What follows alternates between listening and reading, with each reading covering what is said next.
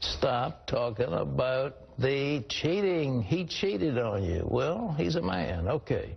Males have a tendency to wander a little bit. And what you want to do is to make a home so wonderful that he doesn't want to wander. And as a result, within about 48 hours, that coup was broken. Chavez was back in power. But we had a chance to move in. He has destroyed the Venezuelan economy, and he's going to make that a launching pad for communist infiltration and Muslim extremism all over the continent. You know, I don't know about this doctrine of assassination, but if he thinks we're trying to assassinate him, I think we really ought to go ahead and do it. It's a whole lot cheaper than starting a war.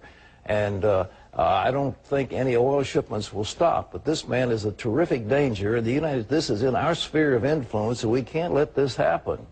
But if you get into that business where those who are involved in martial arts before they start are actually inhaling some demon spirit, and some of them do that, by the way, that enormous strength comes about not from a human source, but from a demonic source.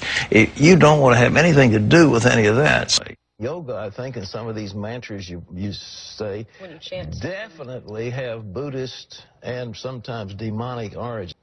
You know what they do in San Francisco, some of the gay community, they want to get people, so if they've got the stuff, they'll have a ring, you shake hands, and the ring's got a little thing where you cut your finger. Really? Yeah, really. I mean, it's that kind of vicious stuff, which would be the equivalent of murder.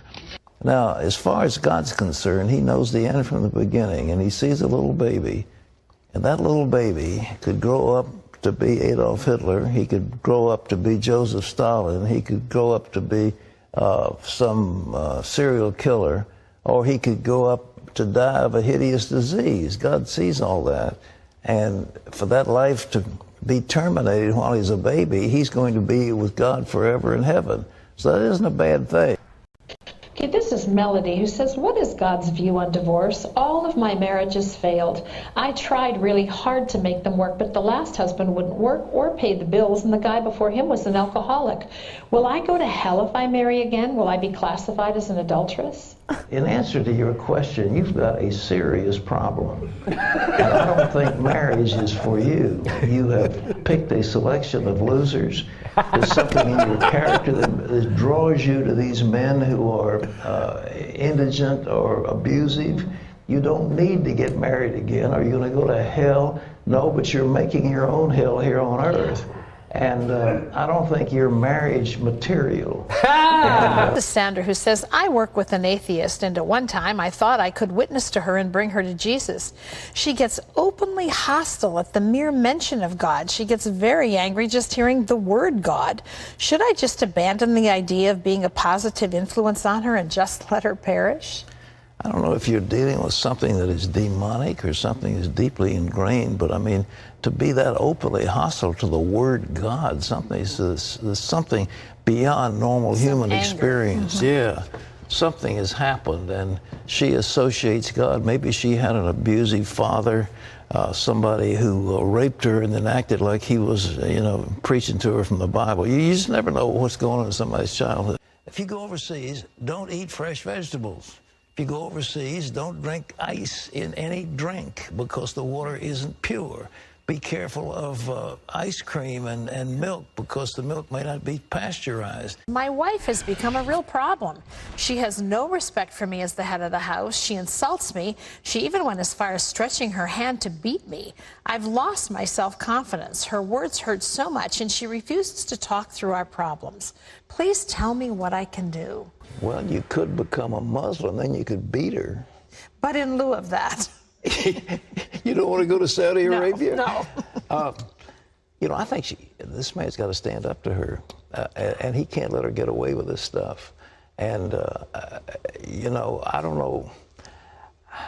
I don't think we condone wife beating these days, but something's got to be done to make her... physically. Okay, this is Ken, who says, my niece has a huge painting of Buddha hanging on her living room wall.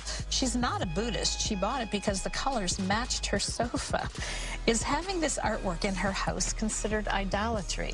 Yes, it is, and you don't know what kind of demonic power is attached to that. I don't want to get super spiritual on this thing, but I would take that statue of Buddha, a picture of Buddha, and set it on fire. Some of these things, though, they have demon prayers, and people bring one of these things into their homes, and all of a sudden they start getting headaches, and they start having marital discord, and they say, what's the matter?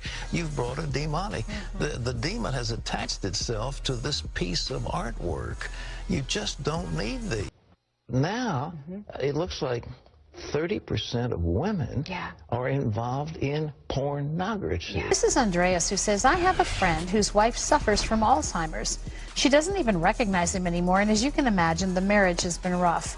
My friend has gotten bitter at God for allowing his wife to be in that condition, and now he started seeing another woman.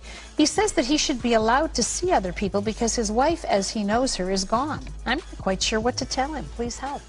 Oh, that is a terribly hard thing. It is, I hate Alzheimer's. It is one of the most awful things because here's the loved one. This is the woman or man that you have loved for 20, 30, 40 years, and suddenly that person is gone. They're gone.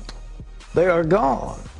So what he says basically is correct, but I know it sounds cruel, but if he's going to do something, he should divorce her and start all over again. But you know, to make sure she has custodial care and somebody looking after her. But isn't that the vow that we take when we marry someone? That it's for better, for worse, for richer, I know, for poor, if you respect that vow, but you say, death do us part. This is the kind of death. I certainly wouldn't put a guilt trip on you. I'm Wiccan.